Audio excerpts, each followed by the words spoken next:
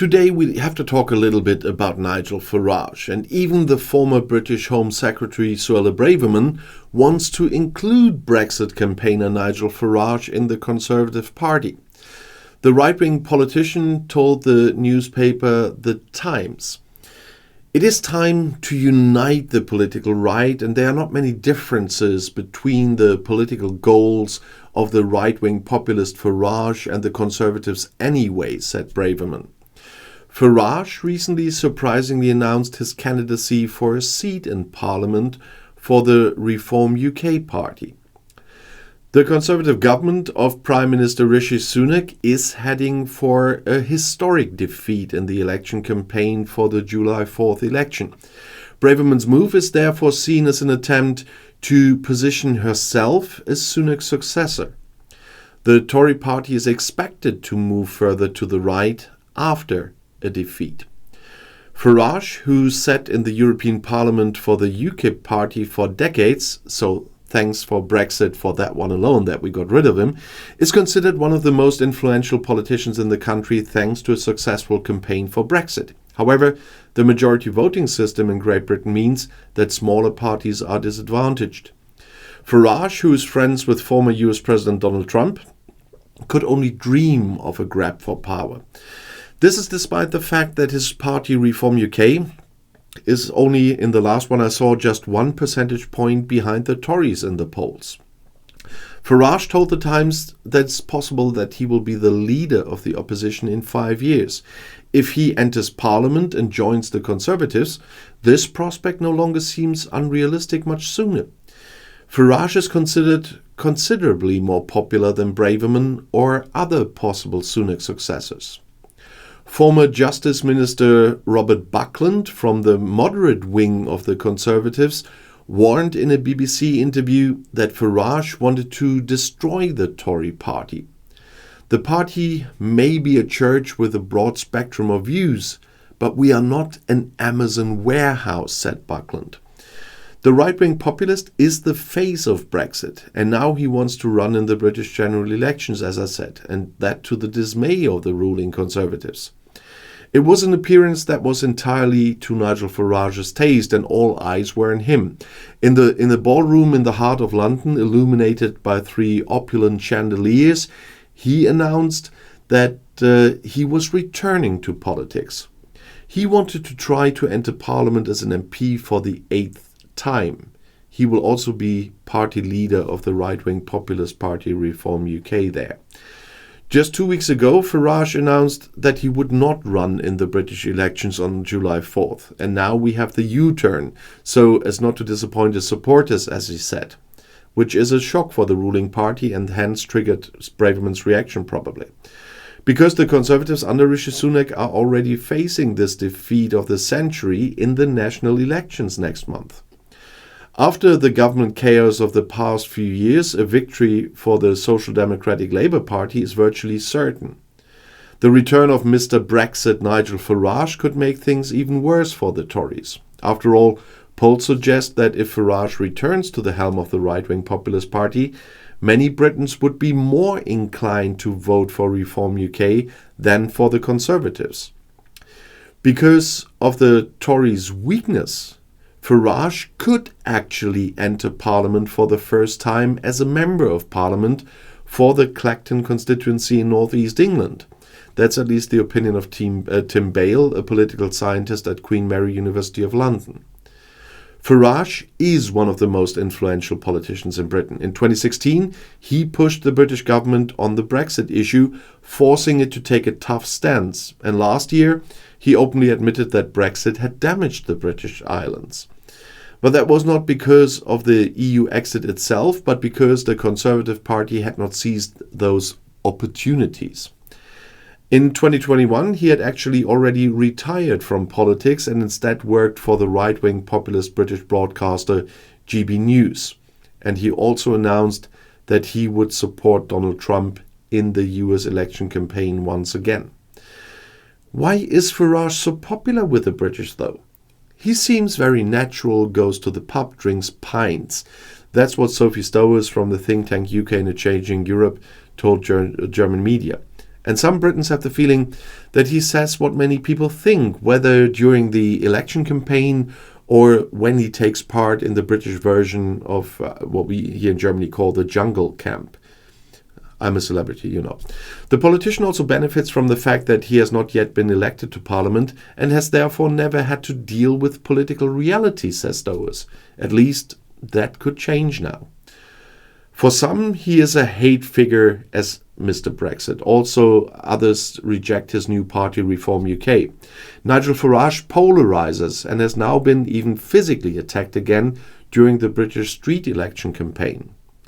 First, a banana milkshake was thrown. This time it was probably freshly mixed cement.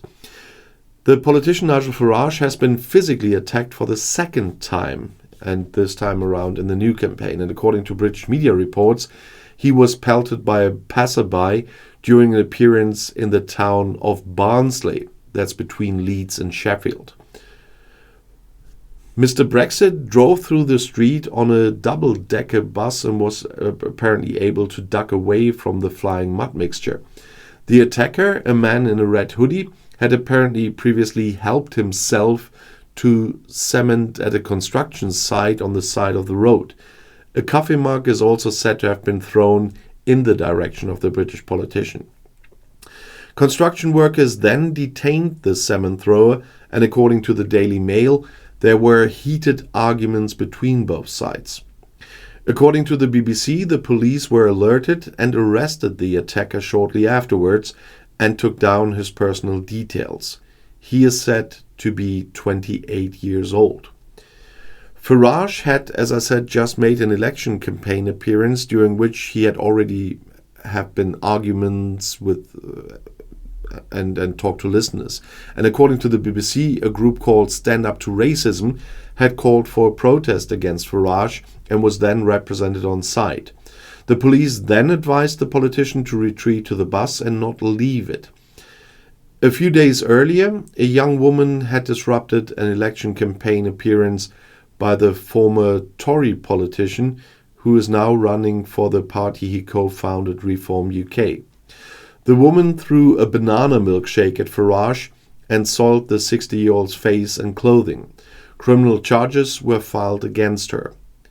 Farage himself subsequently joked about milkshakes in various social media posts, but it should also be clear that such actions will not leave him unscathed, especially since they always pose a security risk. In a statement, he was nevertheless combative. These people want to stop my election campaign. That will never happen, he wrote. Reform UK, founded in 2018 as the Brexit Party and under a new name since 2020, could, according to polls, land a remarkable 17% of the vote in the upcoming British parliamentary elections. Farage had only recently personally become involved in the election campaign, has been party leader since the beginning of June 2024, and is now standing for election in that role. The election will take place on July 4th, as I said. And the ruling British Conservatives are almost hopelessly behind in the polls a good 3 weeks before the general election. They want to reverse the trend with generous tax and levy cuts. Britain's Prime Minister Rishi Sunak wants to save what can be saved for his party. He claims that the alternative to the general election is clear. On the one hand, the Conservatives with a plan for tax relief. On the other hand, the irresponsible Labour Party whose spending plans would lead to tax increases. Sunak's only problem is that the British no longer believe him. Under the Tories, the tax burden has reached its highest level in 7 decades. And now they are paying the bills from the COVID period and the subsidies to combat the energy price crisis. The Conservatives' profile as a party of the lean state has suffered. It is therefore questionable whether any promises can save the Tories now. But in the end, I do need to say a few words about what happened with Nigel Farage once again. It was not the first time anyway. No matter what you think about any politician, it is absolutely intolerable that any physical attacks, no matter in which way, happen against any politician. We have extreme right-wingers and racists here that I literally despise. But I would never be happy about this happening to even them. A lot of even what we call here the democratic politicians are being attacked by extreme right-wingers or extreme left-wingers or by Islamists. And that is the same as if someone attacks someone like Nigel Farage. It is completely intolerable. This is not the way of political discourse. I've been in politics since my time in school, with interruptions because I, for example, was living in the UK, then I was not involved in German politics. But that's more than 30 years now. I've been threatened a lot. I even got death threats when I was acting in my political posts against Nazis. The same with some physical attacks, with damages. This will not stop me from fighting for what I think is right. And I will never tolerate anyone doing this. I will press charges immediately. I did. People got their sentences at court. And everyone that physically attacks any politician, no matter how disgusting these politicians are, whoever physically attacks any politician needs to see trial and be sentenced by court. The same goes for all the insults, and even the wording on, thanks to the social media, got much worse in the last decade than it was ever before. But there's a lot I can take. There's a lot of insults I get here on my channel every day anyway, which is intolerable as well. This is not how civilized people should treat each other. But what I will never just shrug off, it's physical attacks on other politicians.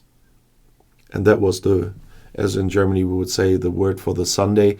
If you want to know more, the next video is right here in the end screen. I'll see you there. I'll be back.